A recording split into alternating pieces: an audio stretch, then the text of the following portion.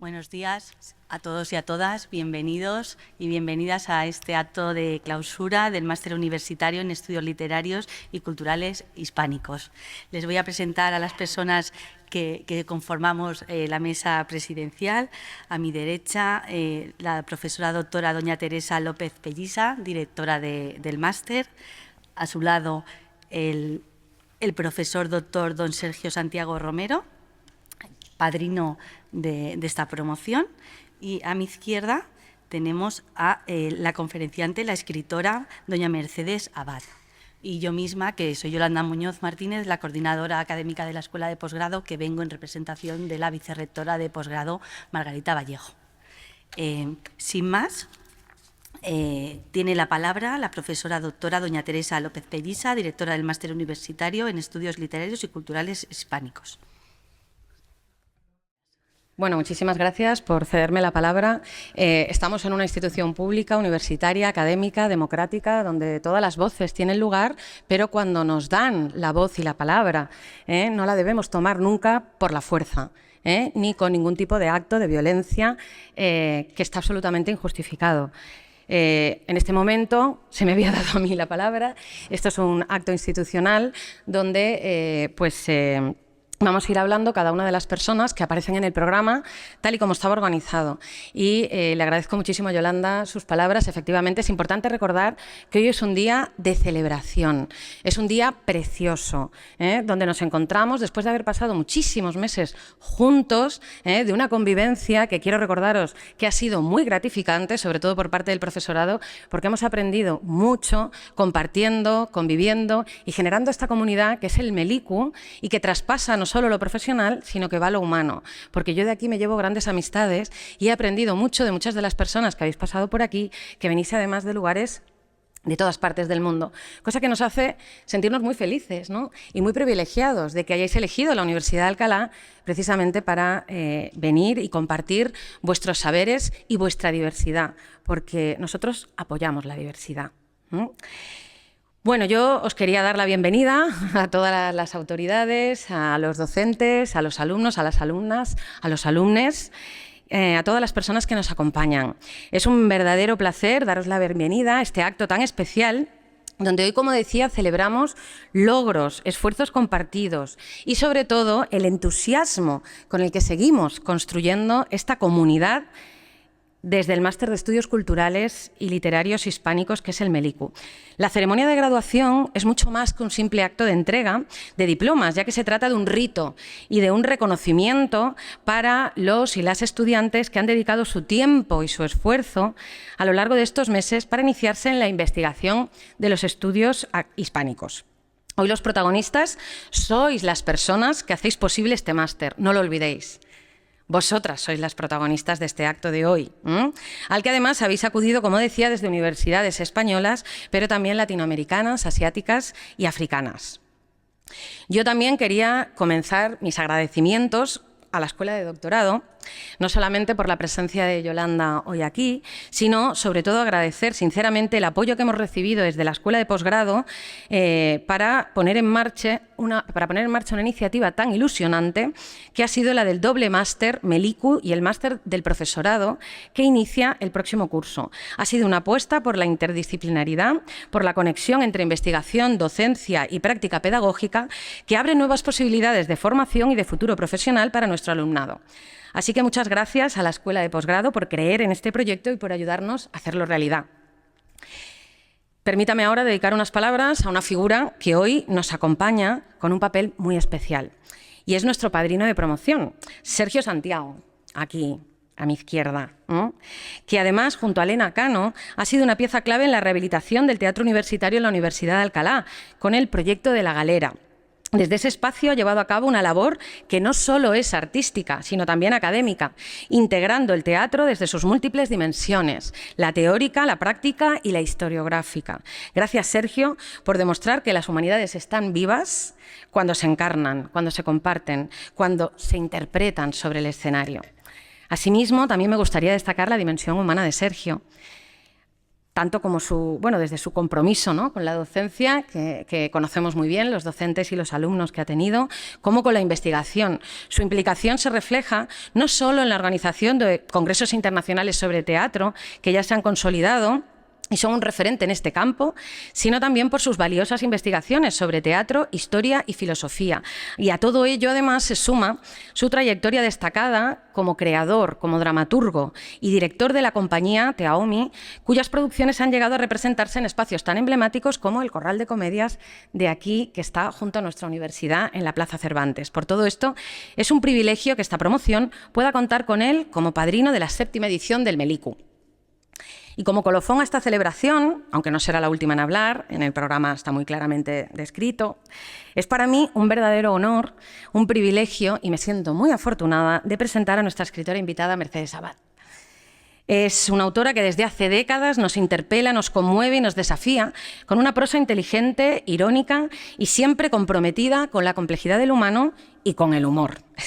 Su obra ha sabido transitar con libertad entre géneros como el cine, la traducción, el cuento, el teatro, la crónica y la narrativa breve. En 1986 ganó el premio Narrativa Erótica con La Sonrisa Vertical con el libro de relatos Ligeros libertinajes sabáticos.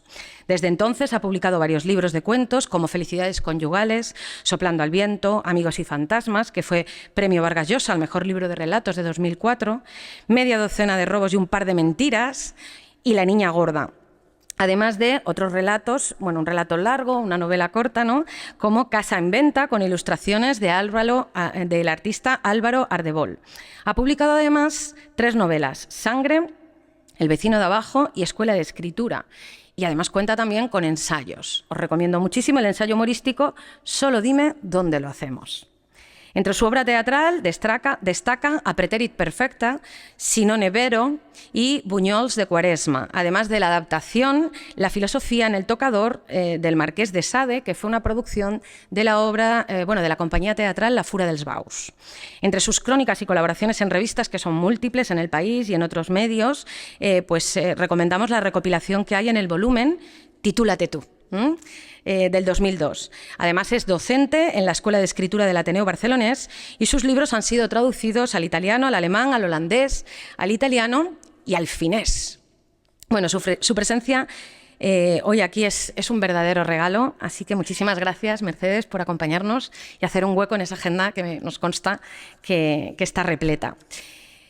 Sin más, a todos y a todas los que formáis parte del Meliku, gracias. Gracias sinceramente por vuestra implicación, por la energía que le dais al máster, por seguir creyendo en el poder transformador de las letras y de la cultura y por seguir fomentando espacios de diversidad y de libertad, pero siempre desde el respeto.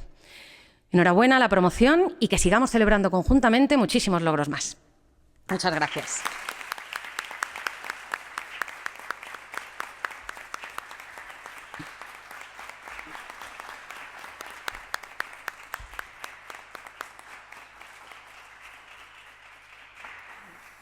Muchas gracias, Teresa. A continuación tiene la palabra la escritora doña Mercedes Abad para dictar la conferencia Elogio de la duda.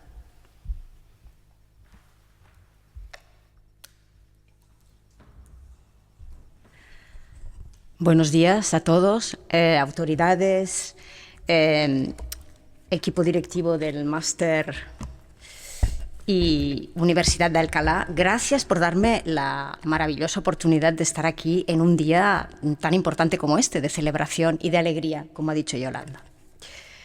Me pongo las gafas porque si no, no veo absolutamente nada. También quería dar mi más calurosa enhorabuena a los queridos estudiantes, para quienes hoy es un paso trascendente en vuestra formación y que supongo que marcará un antes y un después en vuestras vidas y que será ampliamente recordado. Le puse a mi conferencia el título de Elogio de la duda, pero le he añadido Elogio de la duda, la ambigüedad, los dilemas y el silencio. Milan Kundera, en su ensayo El arte de la novela, escribió las siguientes palabras que fueron un faro para mí desde que tropecé con ellas. Al incorporarse a la novela, la meditación cambia de esencia. Fuera de la novela nos encontramos en el terreno de las afirmaciones. Todos están seguros de lo que dicen, el político, el filósofo, el portero. Yo añadiría también al periodista, al tertuliano y al taxista. Vuelvo a Kundera. En el terreno de la novela no se afirma, es el terreno del juego y de las hipótesis. La meditación novelesca es, pues, esencialmente interrogativa, hipotética. Y cuando le preguntan por qué un novelista ha de privarse del derecho a expresar en su novela su filosofía directa y afirmativamente, contesta así. Existe una diferencia fundamental entre la manera de pensar de un filósofo y la de un novelista. Se habla con frecuencia de la filosofía de Chekhov, de Kafka, de Musil, etc. Pero trate usted de extraer una filosofía coherente de sus escritos. Incluso cuando expresan sus ideas directamente en sus cuadernos íntimos, estas son más ejercicios de reflexión, juegos de paradojas, improvisaciones, que afirmación de un pensamiento. Jaume Cabré sostiene algo muy parecido con lo que yo llamo su teoría del gato, dedicada a mi queridísima amiga.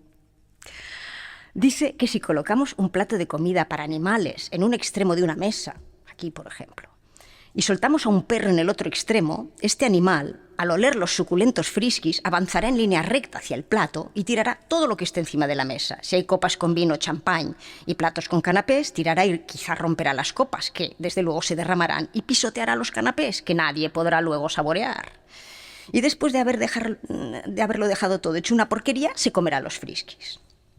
¿Cómo se comportará, en cambio, el amigo gato? Afectando una profunda indiferencia hacia el plato de comida, el gato paseará por la estancia, se detendrá a frotarse el lomo contra una pared, seguirá paseando, quizá trepará al regazo de alguno de los presentes para entregarse al placer de dejarse acariciar. Y cuando ya hoy hayamos olvidado por completo su presencia, saltará a la mesa de un brinco elegante y magistral y sin tirar ni pisar nada, se plantará frente al plato de friskis y se los comerá. ¿Con quién comparte la literatura su naturaleza?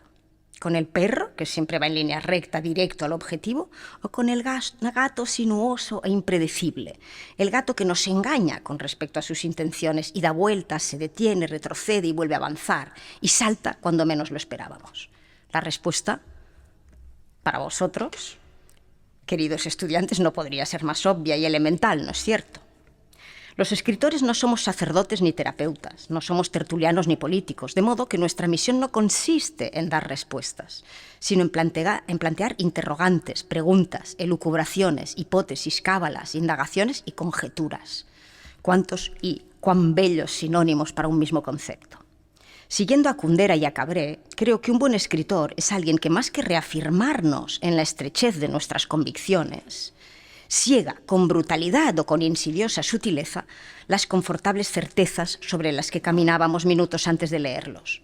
¿Significa eso que la buena literatura nos priva en cierto modo de certidumbres y de consuelo? Malas noticias, quizá sí. Fíjense en el quizá. Cogito ergo sum, la noción fundamental en la filosofía de René Descartes, se puede traducir como pienso, luego existo, pero también como dudo, luego existo. Descartes lo puso absolutamente todo en duda, menos el pensamiento. En la literatura, la duda es algo menos metódica que en la práctica cartesiana. La novela, o el cuento, añado yo, y vuelvo a Kundera, es una meditación fundamentalmente interrogativa sobre la existencia vista a través de personajes imaginarios. La existencia y no la realidad, precisa Kundera. Un historiador escribe, relata acontecimientos que han tenido lugar. Por el contrario, el crimen de Raskolnikov jamás ha visto la luz del día. La novela no examina la realidad, sino la existencia. Y la existencia no es lo que ya ha ocurrido. La existencia es el campo de las posibilidades humanas, todo lo que el hombre puede llegar a ser, todo aquello de que es capaz. Los novelistas perfilan el mapa de la existencia descubriendo tal o cual posibilidad humana. En Kafka, todo está claro. El mundo kafkiano no se parece a ninguna realidad conocida, es una posibilidad extrema y no realizada del mundo humano. Es cierto que esa posibilidad se vislumbra detrás de nuestro mundo real y parece prefigurar nuestro porvenir. Por eso se habla de la dimensión profética de Kafka. Por eso el autor checo nos ha dejado en herencia el adjetivo kafkiano, que también se aplica a tantas situaciones de nuestro presente. Pero volvamos a la duda. 1000 ejemplos me vienen en tromba a la cabeza. La condición humana, por ejemplo, con la que André Malraux, el autor francés que también fue el primer ministro de Cultura, ganó el premio Goncourt en 1933 y que transcurre en el marco de la Guerra Civil China que enfrentó a los comunistas con los nacionalistas de Chiang Kai-shek. Así comienza la novela. ¿Intentaría Chen levantar la mosquitera? ¿Golpearía a través de ella? La angustia le retorcía el estómago. Conocía su propia firmeza, pero en ese instante no podía sino pensar en ella con cierto embotamiento, fascinado por el montón de muselina blanca que caía desde el techo sobre un cuerpo menos visible que una sombra, y del que solo salía ese pie medio inclinado por el sueño, pero vivo de todos modos, de la carne de un hombre. La única luz procedía del edificio vecino, un gran rectángulo de pálida electricidad recortado por los barrotes de la ventana, uno de los cuales rayaba la cama justo encima del pie, como para acentuar el volumen y la vida. 4 o 5 bocinas rechinaron a la vez. ¿Descubierto? ¿Combatir? Combatir con enemigos que se defiendan, enemigos despiertos. La andanada de estruendo cesó. Algún atasco de tráfico, aún había atascos allá en el mundo de los hombres. Se encontró frente a la blanca mancha de muselina y del rectángulo de luz inmóviles en esa noche en la que no existía el tiempo. Se repetía que ese hombre debía morir. Tontamente, pues ya sabía que iba a matarlo. Como lectores, nos interesa saber si lo matará o no, desde luego. El espíritu es frágil y la curiosidad poderosa. Pero más interesante que la respuesta a esa pregunta es todo el proceso interior, las dudas, los escrúpulos y los anhelos que acometen a ese inminente asesino. Escrúpulos morales, en este caso, puesto que vemos que preferiría un enemigo despierto. Aún sin conocer sus circunstancias, su edad, su aspecto, dónde nació y quiénes eran sus padres, penetramos en la sustancia íntima del personaje, sus sentimientos y sus dudas frente al acto que está a punto de cometer. Todo es dual, parece recordarnos Malraux. No hay blanco sin negro. El mal nace en oposición al bien y la determinación no se ve libre de su hermana, la duda. En todo caso, ese iba a matarlo del personaje de la novela de Malraux nos remite al principio de otra célebre novela, que enseguida adivinaréis cuál es. El día en que lo iban a matar, Santiago Nassar se levantó a las 5:30 de la mañana para esperar el buque donde venía el obispo. Fijaos en la portentosa sutileza del tiempo verbal. García Márquez no escribe el día en que lo mataron, sino el día en que lo iban a matar. Con lo que arroja, si nos olvidamos del título tan concluyente, por supuesto, una duda ligerísima, pero duda al fin. Quienes iban a matarlo muy bien podrían fracasar en sus aspiraciones. En realidad, más que el hecho en sí, más que saber si lo matan o no, una vez más, lo dramáticamente relevante serán los porqués, qué ha hecho o qué no ha hecho Santiago Nassar para que alguien quiera matarlo. Georges Simenon tenía un lema con respecto a su trabajo literario: comprender, no juzgar.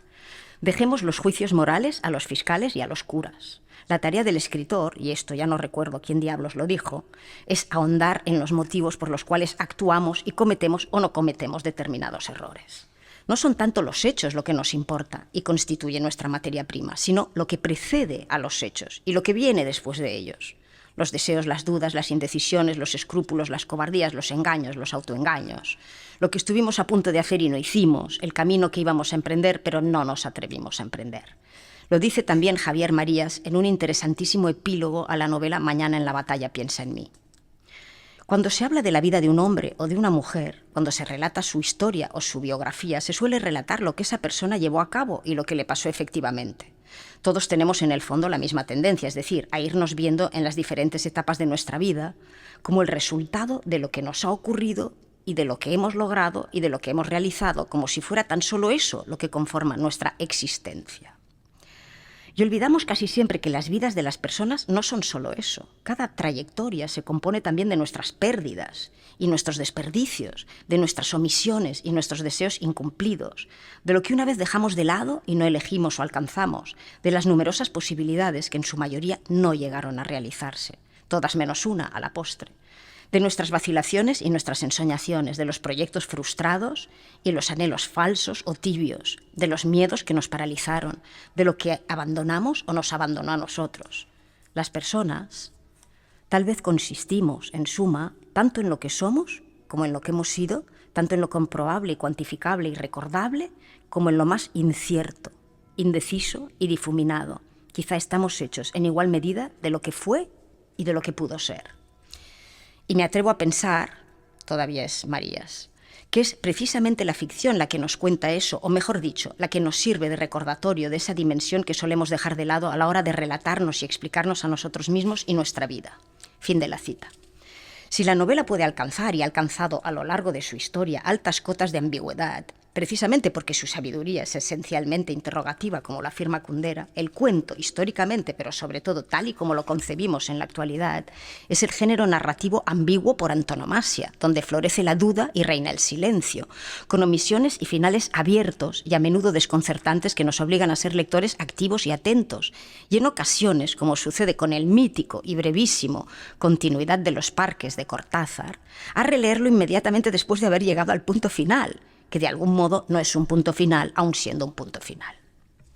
Fue Hemingway quien de algún modo dio carta de naturaleza a esa ambigüedad y esa sutil gestión del silencio en el género breve en su teoría del iceberg. En un buen cuento, sostenía el autor del Viejo y el Mar, lo más importante es lo que no se cuenta. Cito textualmente: si un escritor en prosa conoce lo bastante bien aquello sobre lo que escribe, puede silenciar cosas que conoce, y el lector, si el escritor escribe con suficiente verdad, tendrá de estas cosas una sensación tan fuerte como si el escritor las hubiera expresado.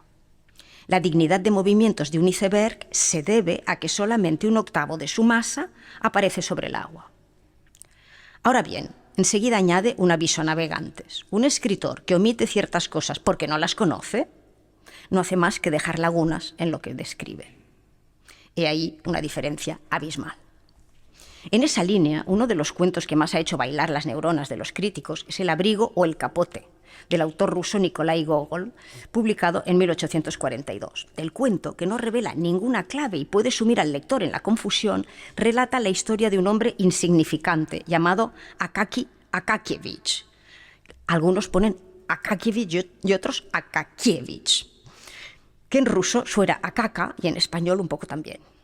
Es un hombre, Akaki, el pobre Akaki, un hombre sin amigos ni familia, un anodino copista como su colega Bartleby, pero que, a diferencia de Bartleby, siente un fervoroso entusiasmo por su trabajo, fuera del cual no tiene vida, lo que lo convierte en una especie de sombra, de muerto en vida.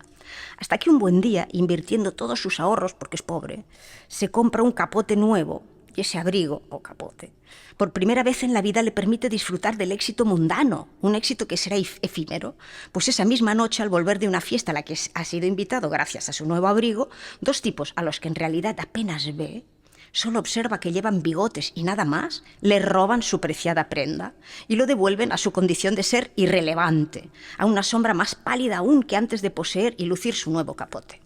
En este cuento, para el que ni los traductores se ponen de acuerdo con el título, asistimos al nacimiento de una nueva identidad y a su rápida disolución.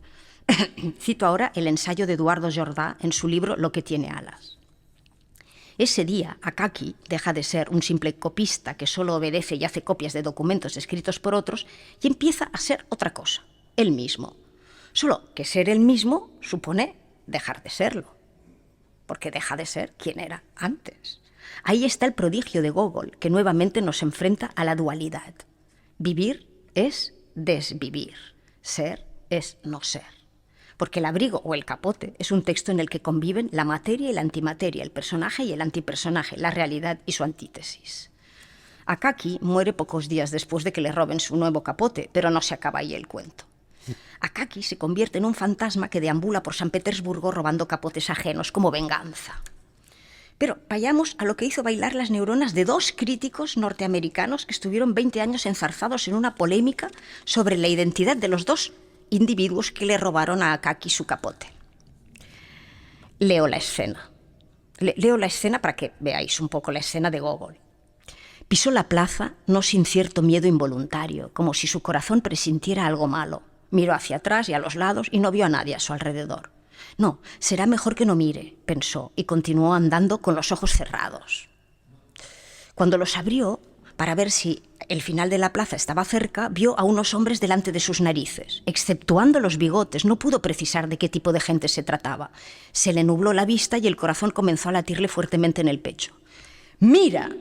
¡Ese es mi capote!», dijo una de las voces atronadoras, agarrándolo por el cuello. Akaki Akakievich ya estaba dispuesto a gritar auxilio, cuando el otro individuo le acercó a la boca su puño del tamaño de la cabeza de un funcionario y le dijo: «Ni se te ocurra gritar». Akaki Akakievich solo sintió cómo le quitaban el capote y le daban un rodillazo. Pues bien, a partir de esta escena, que es un poco confusa, porque no se ve bien a esos dos tipos, los dos críticos se enzarzaron en su apasionada discusión. Uno creía que los ladrones eran dos personas reales. El otro opinaba que se trataba de dos fantasmas. Eduardo Jordá va un paso más allá y sostiene que quien le roba a Akaki el capote es Akaki mismo. Cito textualmente, o mejor dicho, su fantasma engrandecido y bigotizado. Lo repito, quien le roba a Akaki es él mismo convertido en fantasma. Vida y muerte, materia y antimateria, realidad y fantasmagoría. El robado y su fantasma robándole el capote dichoso. Existencia y ficción. Cuando leemos El abrigo o El capote, nos damos cuenta de que todas esas realidades son en el fondo incógnitas inexplicables. Mucho más cerca de nuestro presente, también en la novela Un amor, de Sara Mesa, reina esa dualidad que está en la base de todo el pensamiento occidental y que marca la atmósfera opresiva de un relato donde todo es positivo y a la vez negativo y cada cosa es a menudo su opuesto. Así, por ejemplo, una lluvia al principio placentera y refrescante que llena de alegría a la protagonista se vuelve enseguida desastrosa porque provoca las goteras y la parcial inundación en la casa de Nat, que será el desencadenante de todo el drama posterior. Nat, la protagonista, se ha instalado en la Escapa, un pueblo remoto y feo, sin el menor interés, para huir de un turbio episodio que la autora deja en la ambigüedad. Leo. Ella robó algo. Había robado sin necesidad, por un impulso. Nunca llegó a entender el motivo que la llevó a hacerlo. No fue por un desafío social y mucho menos por codicia. El objeto estaba allí y ella simplemente lo cogió. Pertenecía a uno de los socios de la empresa. O mejor dicho, a la mujer de uno de los socios, algo valioso que había olvidado en una visita.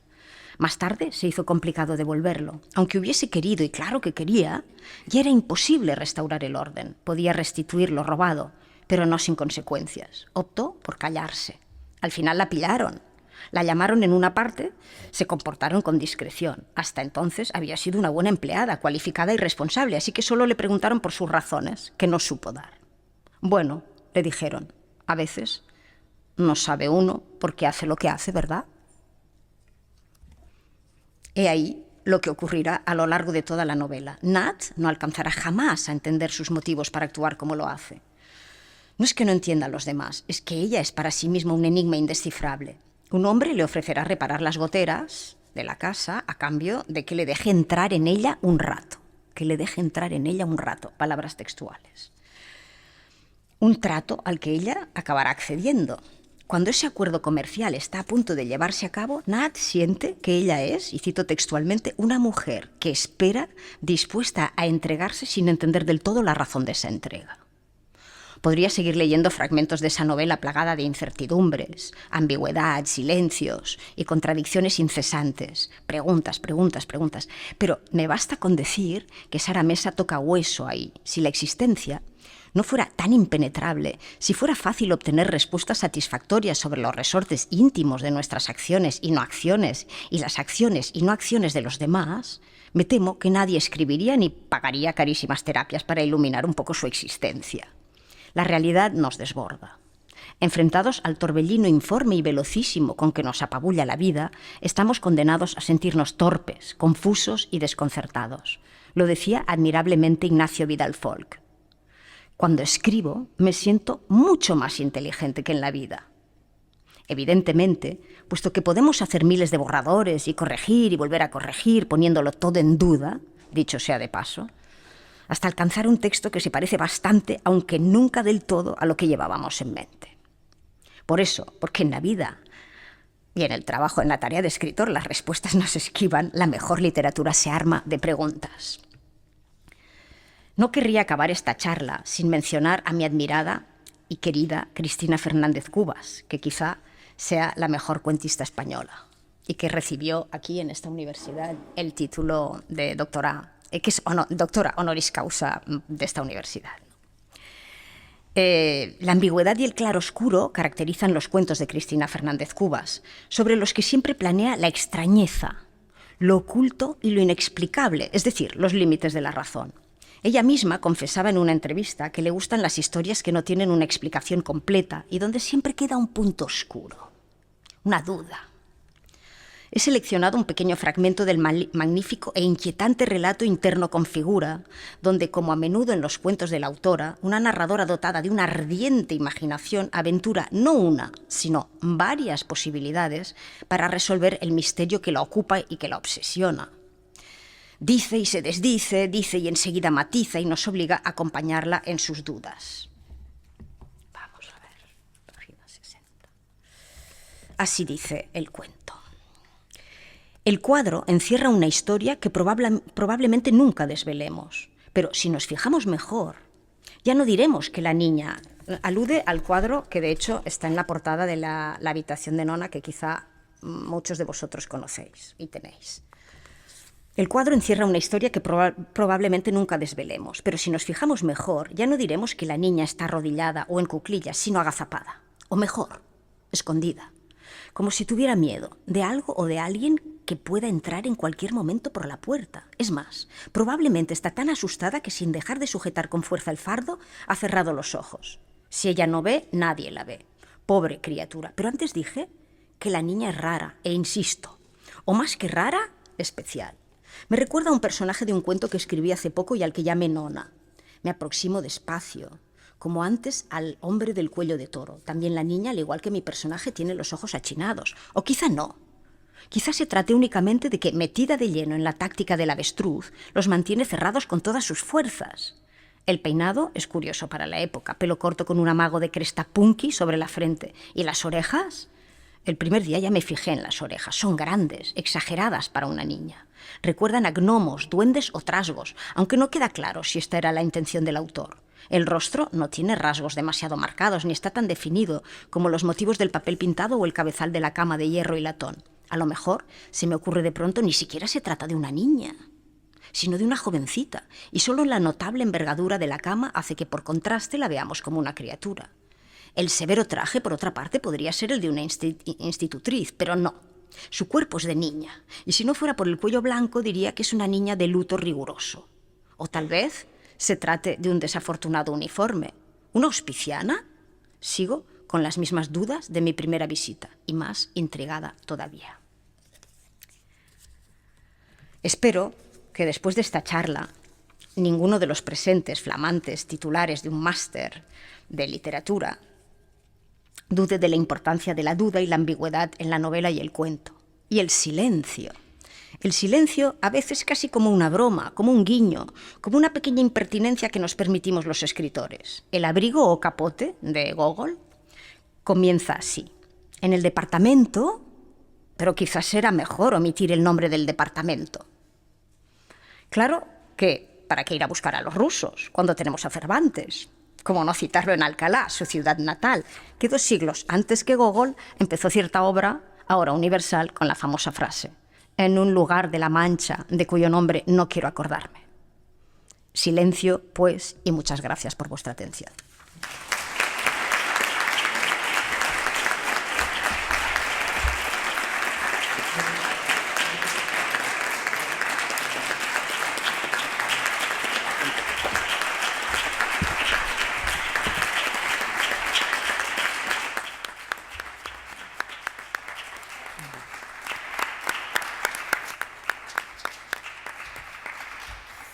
Muchísimas gracias, Mercedes, por hacernos sentir tantas cosas y vibrar con la palabra. Muchas gracias. A continuación tienen la palabra doña Andrea Durán Rebollo y doña María Palaez García para hablar en representación del estudiantado. Cuando queráis.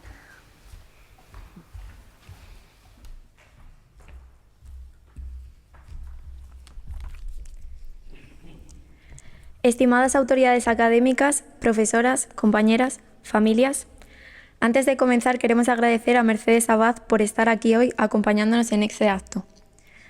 Cuando empezamos el curso en octubre, nuestro profesor Sergio Santiago, padrino de esta promoción, nos planteó una pregunta: ¿sirven las humanidades para algo?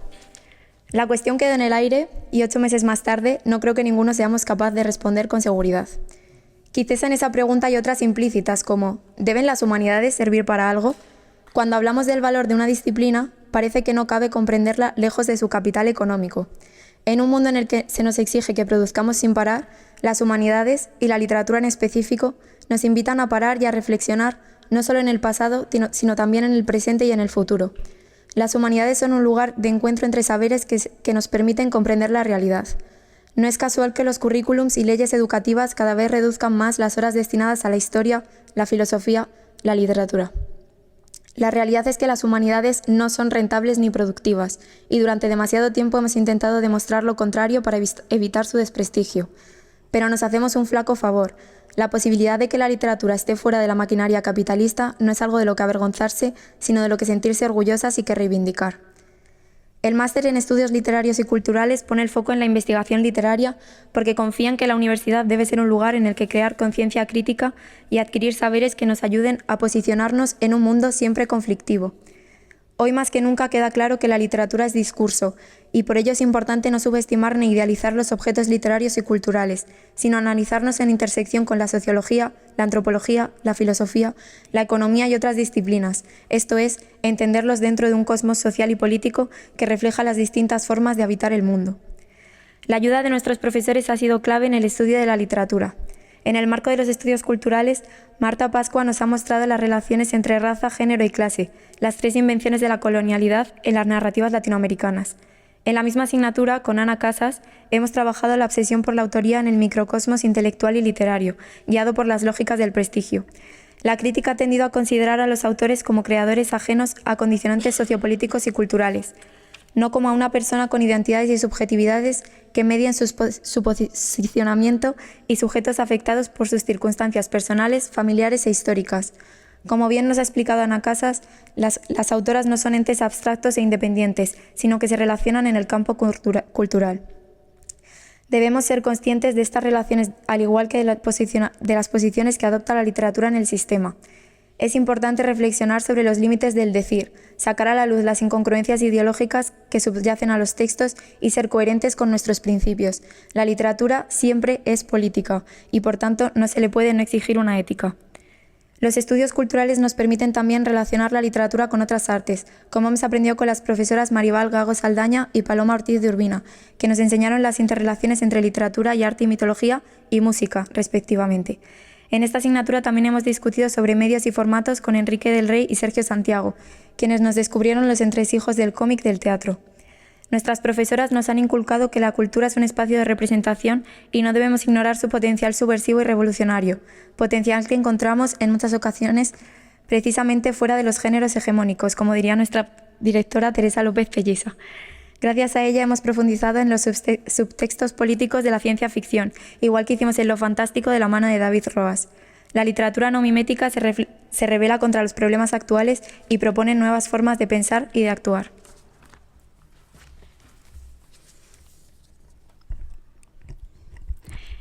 Otra disciplina plenamente vigente en nuestros estudios es la historia de la literatura. La historia no es una disciplina obsoleta. No contextualizar históricamente los productos culturales contribuye a ofrecer interpretaciones manipuladas sobre ellos. Solo hace falta analizar la producción literaria que, desde 1975 en España, se ocupó de rematar la memoria de la Guerra Civil y del franquismo. En las clases de Georg Pichler nos hemos acercado a los discursos que, tras la imposición del olvido en la transición, adulteraban la memoria de un país que todavía no se ha recuperado del trauma histórico. No historiar es retroceder. De ello es ejemplo la canonización deficiente de las literaturas escritas y publicadas bajo dictadura y también de las literaturas de sus respectivos exilios, como bien nos ha enseñado Fernando Larraz. También conviene saber que las historias de la literatura han excluido los textos concebidos por la famosa escuela del resentimiento, a la que se refirió Harold Bloom para desacreditar a las autorías discriminadas socialmente por diferentes motivos. Somos sujetos históricos que creamos objetos históricos, complejos, matizados, atravesados, queramos o no, por ideologías. Para llenar los vacíos del canon hay que crear genealogías que involucren las experiencias de la disidencia política, de las mujeres, de sexualidades subalternas, de los sujetos racializados y marginalizados, de las voces de la ruralidad y la periferia. cuyos testimonios ficticios y no ficticios han protagonizado las clases de Cristina Somolinos, Raúl Molina y María Ayete. Parafraseando a Max Aub en el remate, y miro a Fernando, la crítica literaria sirve para evitar el envenenamiento de la historia. La buena labor del historiador es reunir, utilizar y problematizar con rigor los artefactos que maneja. No queremos caer en tópicos, pero conocer a fondo los fascismos del pasado podría evitar el desarrollo de los peligrosos fascismos del presente, porque no solo las dictaduras infunden totalitarismos. Precisamente por esto queremos hablar de problemas que son bien conocidos en la universidad, pero que muchas veces se invisibilizan.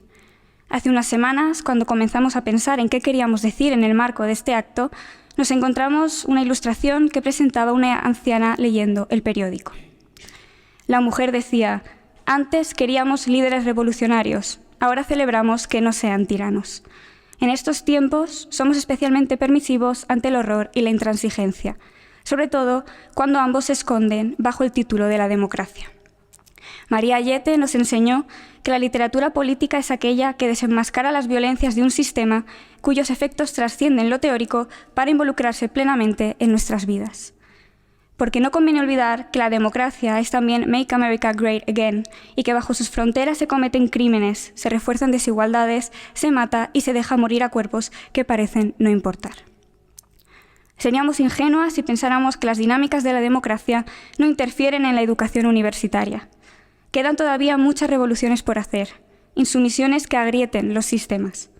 Lo mínimo no es nunca suficiente. Estudiar un máster en investigación literaria instruye un conocimiento crítico contra ciertas situaciones, injusticias que se producen en el seno del saber. Si nuestros aprendizajes son efectivos, es porque también nos permiten reflexionar sobre cómo ser y cómo estar en la universidad. Es de vital relevancia que pensemos en cómo queremos relacionarnos en el mundo académico y qué opinión tenemos del propio sistema literario, otro de nuestros objetos de estudio. Además, tenemos la obligación de concienciar sobre el desprecio que sufre la literatura desde algunos sectores no solo de la academia, sino también dentro de los propios estudios filológicos. Hay que hallar puntos de encuentro y de diálogo, sin imposiciones que legitimen unos saberes en detrimento de otros. Hemos aprendido que es tiempo de poner en duda criterios, aprendizajes previos que no se discuten y que parecen transmitirse para formar personas sin conciencia crítica, desmotivadas, personas que reproducen visiones sesgadas de la literatura y de su historia. En las clases de metodología de la investigación hemos comprendido que debemos posicionarnos sobre asuntos como los abusos en los procesos de concesión de los contratos pre- y postdoctorales, la omnipresencia de la burocracia y su consecuente deshumanización, la precariedad del profesorado que sufre una dificultad crónica para lograr estabilidad laboral y la subestimación de un alumnado que no forma un conjunto homogéneo, sino que es plural y multicultural. Las experiencias que hemos vivido en estos meses nos han enseñado a defender un trato justo, entre iguales, a priorizar el bienestar de las personas, que no son meras partes de un colectivo, sino individuos con personalidad y preocupaciones, a no fomentar la competitividad y a reivindicar el descanso y el cuidado colectivo. Sergio Santiago se encargó de incidir en que la universidad debe ser, sobre todo, comunidad, pero una comunidad de verdad, un espacio en el que establecer afectos y afinidades. Todas estamos agradecidas por los esfuerzos que desde la dirección y coordinación del Melicu se han hecho para garantizar nuestro bienestar.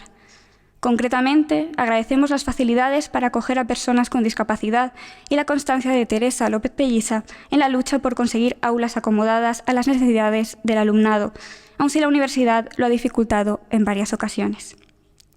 La calidad intelectual y humana del profesorado ha sido clave para sentirnos legitimadas en un espacio que suele ser hostil. Finalmente, queremos subrayar que estudiar en el Melicu ha sido una experiencia enriquecedora en muchos aspectos y que nos ha hecho, queremos pensar, no solo mejores estudiantes, sino también mejores personas. Nos ha dado la posibilidad de aprender, de discutir, de compartir y de crecer. Animamos a las próximas promociones a seguir pensando la cultura en términos de colectividad, pero sin dejar, nunca, de alzar la voz frente a las violencias para construir espacios de paz, donde se proteja la integridad de todas, profesoras y alumnas. En nuestras manos está que la academia sea un lugar seguro. Muchas gracias.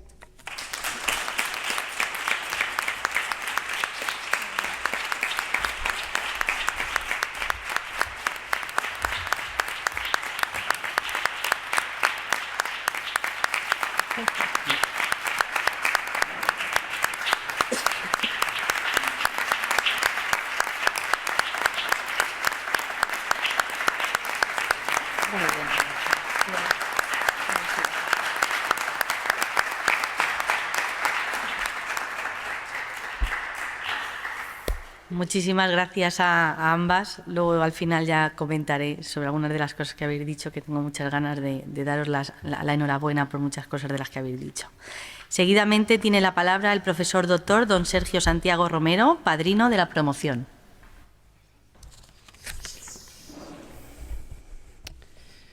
Estimada doctora Muñoz Martínez, coordinadora académica de la Escuela de Posgrado y Enseñanzas Propias de la Universidad de Alcalá, estimada profesora López Pelliza, directora del máster, aquí me voy a interrumpir en el protocolo de saludos y les voy a pedir a mis colegas, a mis estudiantes y al resto de asistentes un aplauso para la profesora López Pelliza, directora del máster. Vamos a aplaudirla primero.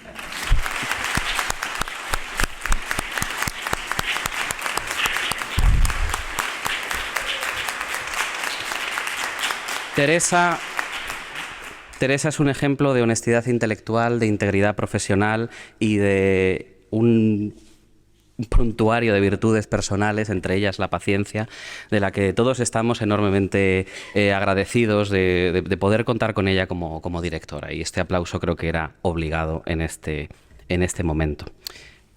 Retomo. Estimada doctora Muñoz Martínez, estimada profesora López Pelliza, apreciados colegas del claustro del Melicu, queridos invitados, familiares y amigos, y muy especialmente entusiastas estudiantes, muy buenos días. Agradezco de corazón la oportunidad de dirigirme a vosotros en esta mañana de mayo y también en nombre de todo el profesorado las amables palabras de Andrea y de María. Soy verdaderamente un padrino novato, aunque lo cierto es que lo soy, novato, no padrino, en muchas otras cosas. Por lo que de antemano pido que disculpéis la torpeza que sin duda acompañará a mis declaraciones de hoy.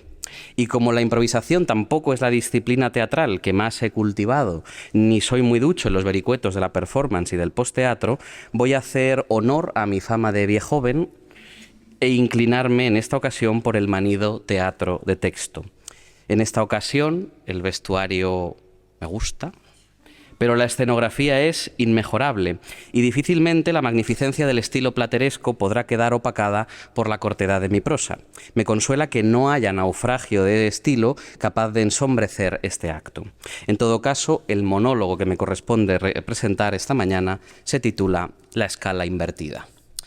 Buscando un motivo en torno al cual hacer pivotar este discurso, me topé con la poco brillante genealogía de la palabra que nos convoca. La etimología, Maribal lo sabe muy bien, a veces dora los sucesos y las emociones, y así estar entusiasmado es estar lleno de los dioses, ni más ni menos, e ilusionarse conecta sorprendentemente con el juego, ¿no? Con ludere, y no es mentira que ilusionarse es una forma de jugar y de hacerse niño. Todo este lustre grecolatino se pierde, me temo, en el caso de una graduación. Pues graduarse no es más que subir un peldaño, colocarse en el lugar que toca en la escalera del éxito, ese cursus honorum del que hablaban los clásicos. Esto no da para un discurso, Sergio, me dije, vuelve mejor a los tópicos al uso. La promesa de un futuro luminoso para los graduantes, la mención a las familias que tanto han hecho por ellos y ellas, la alusión al sincero orgullo de quienes hemos sido sus profesores. Vete a lo fácil, leñe. Entonces recordé las instrucciones para subir una escalera y pensé que la metáfora de los peldaños y las escaleras bien pudiera servir para compartir con mis queridos apadrinados unas pocas reflexiones. Y aunque mi retórica dista mucho de la cortaciana y difícilmente podré volver interesante un ejercicio tan mecánico y pedestre como subir un escalón, pienso que en la idea de la escalera no solo se sintetiza una honesta y sincera aspiración intelectual, el ascenso desde el fondo de la caverna platónica, la escala Dei de los místicos, a oscuras y encelada por la secreta escala disfrazada, decía San Juan, y al mismo tiempo se sintetiza también una certera explicación de lo que significa pensar, es decir, investigar, que es en lo que hoy os convertís, personas que investigan en tanto que personas que piensan. Todos tendemos a creer, como Cortázar, en el sentido unidireccional de la escalera. Él mismo lo dice, las escaleras se suben de frente, pues hacia atrás o de costado resultan particularmente incómodas. Mi experiencia tras 30 años viviendo en un tercero sin ascensor en Leganés me lleva a confutar esta hipótesis. Al recordar, por ejemplo, cuando ayudaba a mi madre a bajar a pulso el carro de bebé de mi hermana, lo que nos obligaba a subir de espaldas o de lado. Coincido, eso sí, con la idea de la incomodidad que se siente al subir las escaleras de esa forma, muy similar, por cierto, a la incomodidad que tantas veces he sentido en mi trabajo como investigador. Investigar es, en cierta manera, como caminar hacia atrás, cosa que siempre hacemos, ¿no? De espaldas, frente a nosotros, en puridad, solo está el pasado, como magníficamente nos recuerda el Angelus Novus de Paul Klee. En la iconografía y simbolismo de la escalera suele olvidarse un elemento que a mi juicio es fundamental, la alusión al engarce con los ancestros. La escala es, contraviniendo a Cortázar, también una subida hacia atrás, hacia todos los pasados y también hacia quienes los protagonizaron. Esa dimensión de la escalera ad maiorem conviene recordarla cada vez que cruzamos los umbrales de nuestra universidad, pues el lugar que cada uno ocupamos en ella, profesorado, alumnado, equipo rectoral, no es sino un eslabón más de la áurea catena que conforman quienes estuvieron aquí antes que nosotros y quienes vendrán cuando ya no estemos. El himno que enseguida cantaremos lo recuerda, Ubi sunt qui ante nos fuerint. La presencia simbólica y con una gramática espacial muy interesante del cardenal Cisneros en esta capilla por medio de su cenotafio responde con notorio ímpetu a esa pregunta, encarnando juntos, él ahí, nosotros aquí, esa inesperada y fascinante continuidad que desde el siglo XV nos convoca a este acto, con estas extrañas ropas y esta extraña liturgia escolástica. La universidad no camina hacia el futuro con el pasado, como erradamente señala nuestro lema, sino al pasado con el futuro, que es lo que de forma cotidiana vivimos en las aulas de la Facultad de Filosofía y Letras, cuando acudimos al encuentro de los muertos, Séneca, Santa Teresa, Calderón, Sor Juana Inés de la Cruz, Emilia Pardo Bazán, Carmen Conde, con los ojos y las inquietudes y las preguntas del presente y aún con las del mañana. Aquí el pasado no se pasa, sino que revuelve y actualiza, se descose, se resignifica, se vuelve a pensar como futuro. Lo repito, aquí el pasado vuelve a ser posible, tanto en su mismidad como en su alteridad, porque sí, aquí también nos dedicamos a pensar otros pasados posibles. Y por eso el himno reza que los universitarios semper sint in flore, porque la universidad es la siempre nueva primavera de siempre. ¿Qué hay más viejo y más nuevo que la primavera? Al pasado con el futuro, escaleras que se suben hacia atrás. Pero ¿subir a dónde? Para aventurar una respuesta a esta pregunta os confesaré antes que este monólogo fue escrito ayer de madrugada tras salir de uno de los últimos ensayos de la próxima obra de Juan Mayorga, Los Yugoslavos, que se estrena este jueves en el Teatro de la Abadía.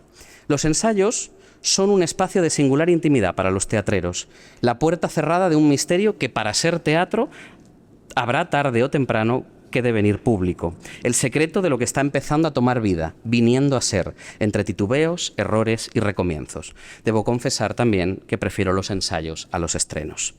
El caso es que ayer me dejaron especialmente turbado unas palabras de la protagonista de la obra, Ángela, que busca un lugar de zozobrante naturaleza. Dice Ángela: mucho tiempo llegando a lugares equivocados. Si llego al lugar que busco, no será como esperaba. Si fuese como espero, aún no estaría allí. Pero estar allí no sería suficiente, y aunque estuviera allí, ¿habría llegado a tiempo? Estar allí y a tiempo tampoco bastaría. Si llegase allí y a tiempo, tendría que hacer algo realmente. Si estuviese allí y a tiempo, no lo dejaría pasar, haría algo realmente. Me conmovió hasta lo indecible la verdad de estas palabras que resonaron en mí como una metáfora perfecta de la creación y también de la investigación. Me parecieron, en definitiva, unas cuantas frases muy apropiadas para una graduación. Mucho tiempo llegando a lugares equivocados.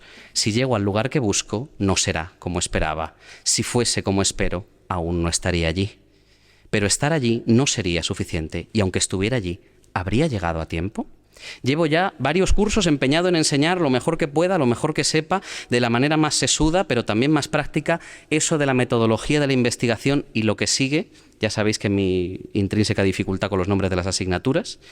Metodología de la investigación y lo que sigue. Llevo intentando varios años explicarla, tratando de enseñarla, y viene un poeta de la escena y te lo resume en 3 renglones. Manda narices. Si algo demostró la genial obra de Buero Vallejo, Historia de una escalera, este año reestrenada con gran éxito por Elena Pimenta en el Teatro Español, es que lo más importante de la escalera no es el espacio, sino el tiempo. En su dimensión temporal, en su capacidad de generar una ortodoxia del tiempo, la escalera nos ofrece una idea profunda de comunidad transepocal, de vecindad atemporal. La escalera es horizontalidad compartida hacia el cielo, barrio y hogar. Así, en esta escalera del Melicu, cuyos peldaños ocupáis hoy al graduaros, lo esencial no es subir, sino acompañarse, porque subir aquí no es ascender sobre el otro ni dominarle. Subir debe ser un camino de encuentro en la igualdad. Porque subiendo estará Ana Casas en el Rellano, y Fernando Larraz, y David Roas, y arriba o abajo Raúl Molina, Maribal Gago, Marta Pascua, María Yete y Cristina Somolinos, y también yo, que seré el vecino del tercero. Y todos los demás. Y sobre todo a ambos lados de la barandilla, que viene y va, estaréis vosotros y vosotras, ya vecindario jubiloso, pues siempre os tendréis los unos a los otros. Ser investigador es, y os lo he repetido muchas veces en mis clases, formar parte de una comunidad científica, es decir, avecinarse con amigos y colegas en el común esfuerzo de pensar juntos. Eso es el Melicu, una comunidad de vecindad en la que, digo yo, aquí sí hay quien viva, casi siempre. Voy resumiendo. Conviven en la metáfora de la escalera una esencial pretensión de lo absoluto, los intelectuales como peregrinos de la verdad, y una radical y muy pedestre necesidad de los otros, de esos compañeros de viaje de los que habla Gil de Viedma en Amistad a lo largo. Termino con ese poema. Pero callad, quiero deciros algo. Solo quiero deciros que estamos todos juntos. A veces, al hablar, alguno olvida su brazo sobre el mío, y yo, aunque esté callado, doy las gracias, porque hay paz en los cuerpos y en nosotros.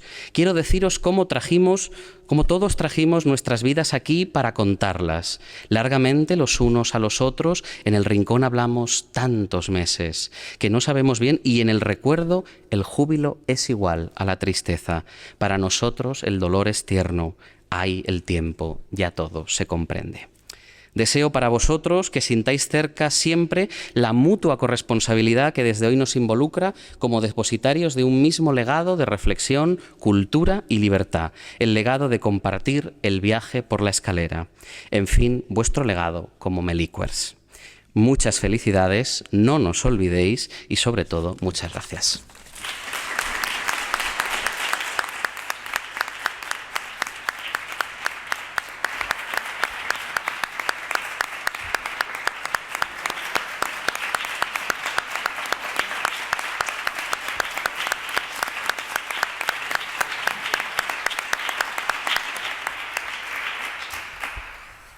Muchas gracias, Sergio. Qué orgullo estar aquí hoy presenciando todas estas palabras. Yo creo que es un gran reflejo de lo que es el máster, ¿no? Y verlo desde fuera es una gran satisfacción. A continuación se va a proceder a la imposición de becas y a la entrega de diplomas a los y las estudiantes. Tiene nuevamente la palabra la directora del máster para nombrarlos.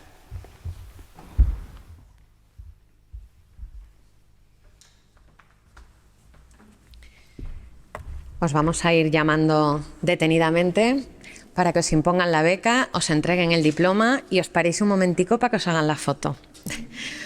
Mohamed Akoudat.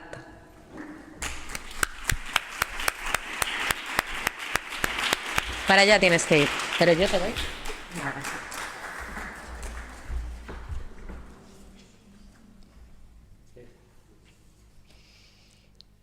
No es fácil poner esto, que lo sepáis. Y ahí párate, que te hagan una foto con el...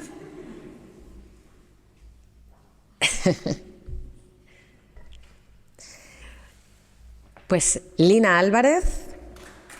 Alvarado, perdón.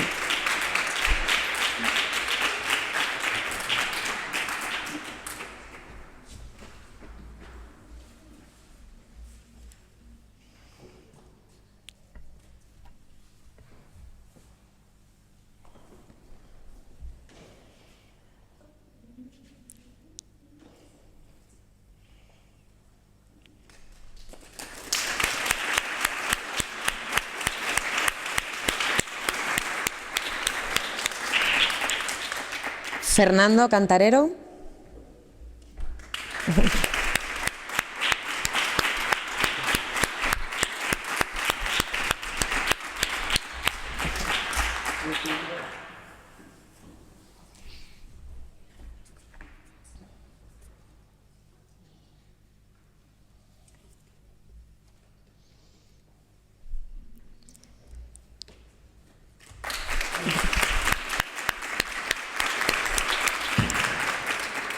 Lorena Casanova creo que no ha podido venir, ¿verdad?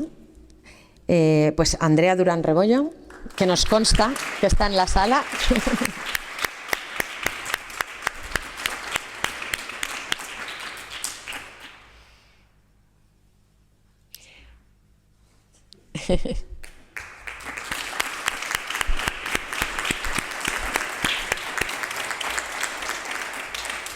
Olimpia Flores.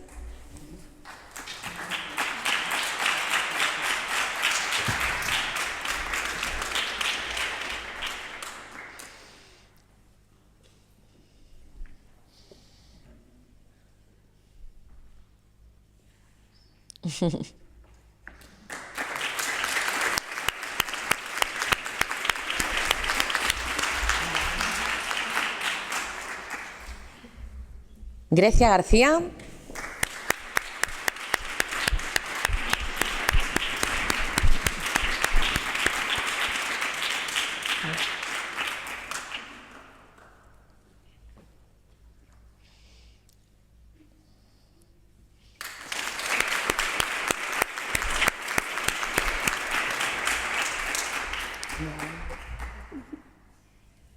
María Peláez.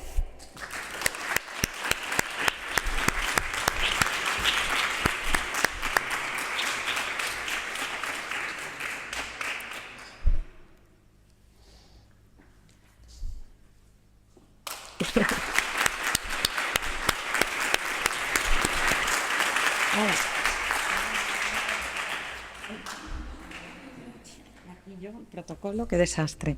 G. Pen.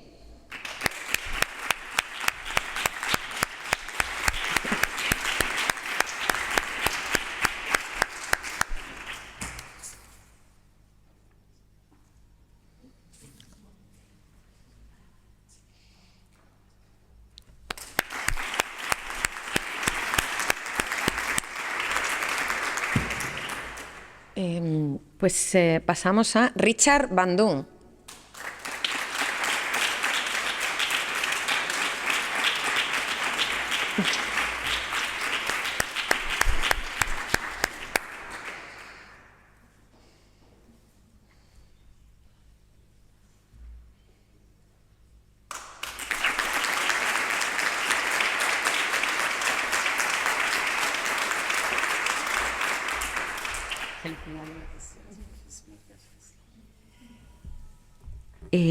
Ángela Vaquero.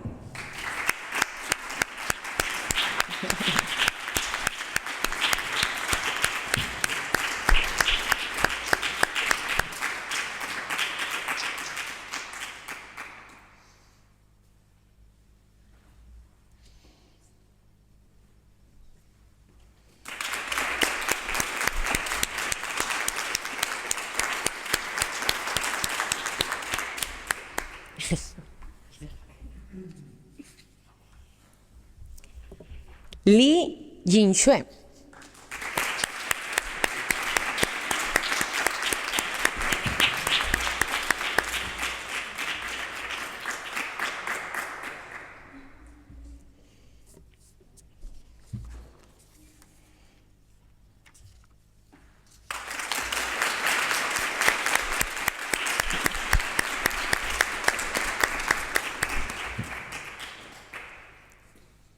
Y finalizada la imposición de becas, vamos a anunciar la entrega de dos premios importantes.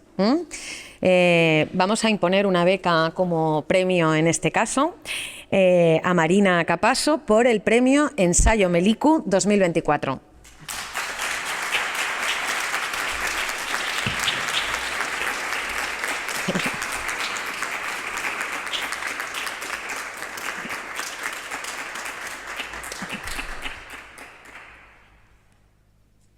Es que las becas se caen.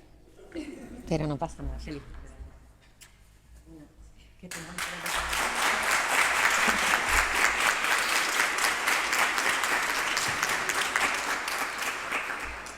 Y también entregamos la beca para el premio extraordinario del curso 2024-25 a Carlos Guerreira Labrador.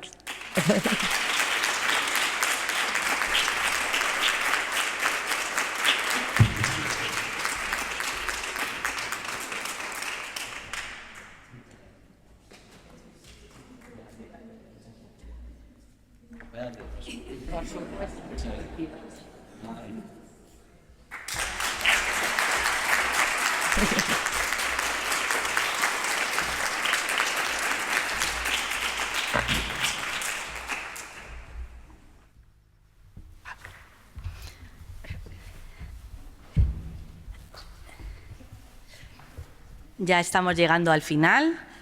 Me toca a mí cerrar el acto, aunque terminaremos con el Gaudeamus Igitur, pero ya les indicaré. Bueno, pues simplemente, como les decía, pues me siento muy honrada de estar aquí esta mañana, de compartir este espacio con este fantástico máster. Comenzaba la directora dando las gracias a la Escuela de Posgrado, pero nosotros solamente podemos darle las gracias a ella y al profesorado del máster, ¿no? Yo creo que ella hacía alusión al futuro del máster, al futuro cercano, ¿no? Que es esa consecución que entre todos han conseguido y que tiene pues un gran esfuerzo detrás, que es el doble máster, y pues la Escuela de Posgrado quiere poner en valor ese gran trabajo que se ha hecho, ¿no? Con lo cual, pues mi más sincera enhorabuena y la del vicerrectorado al profesorado del máster y a la dirección. Al profesorado del máster y a la dirección, darles también la enhorabuena por el trabajo realizado, por el llegar hasta este punto, ¿no? En el que estamos celebrando la consecución, ¿no? de los éxitos y de lo que nos planteábamos al principio de curso, que siempre es una alegría para nosotros como profesores. A la dirección, bueno, pues haber llegado hasta aquí con todas las dificultades, con todo el trabajo que les damos, con todo, y luego acompañándolo de un trabajo de creación de un nuevo título, que no es poca cosa. Y bueno, pues después, por supuesto, pues a las familias y amigos y amigas que han acompañado a nuestro estudiantado en este trayecto, ¿no? que siempre es complejo y que siempre hay mucho trabajo detrás, y el estudiantado no ha hecho alusión a ello, con lo cual imagino que para ellos ha sido un año pues muy intenso, pero no dificultoso, ¿no? Parece ser, porque normalmente siempre se dice en los discursos, pero hoy no se ha dicho, así que doy por hecho que ha sido mucho más llevable de lo que pueda parecer desde fuera, ¿no? Y, bueno, pues desde vuestra casa, la Universidad de Alcalá, pues deciros que siempre tenéis las puertas abiertas, ¿no? Ojalá también en trayectorias personales y académicas y en el futuro laboral, pero también en la futura formación, ¿no? Ya sabéis que la Universidad de Alcalá también, además de otros másteres, también tiene muchos estudios propios que os acompañarán seguramente a lo largo de la formación vuestra, tanto personal como profesional, en el futuro, ¿no? Así que siempre será esta vuestra casa, aquí os estaremos esperando y estaremos encantados de que volváis. Quedan muchas revoluciones por hacer, decía María en su intervención, ¿no? Ojalá seáis vosotros promotores de esas, y vosotras, de esas revoluciones, desde esas posiciones críticas que también habéis reflejado todos en vuestros discursos, ¿no? Y que, bueno, pues para mí desde fuera y siendo de otra área de conocimiento, pues es una gran alegría, ¿no? Compartir. Enriquecer los lazos y mantenerlos a lo largo de la vida, creo que es algo que os toca. Los lazos que se establecen con los compañeros y compañeras del máster seguramente os acompañen y sean una gran fortaleza en vuestro desarrollo personal y profesional a lo largo de los años, y solo os puedo desear que los mantengáis, que los reforcéis, ¿no?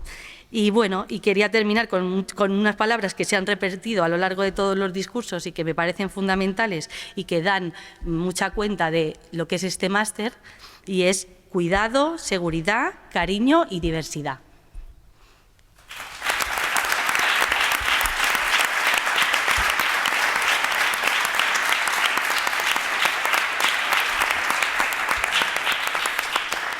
A continuación, nos vamos a poner todos en pie para escuchar el Gaudeamus Igitur.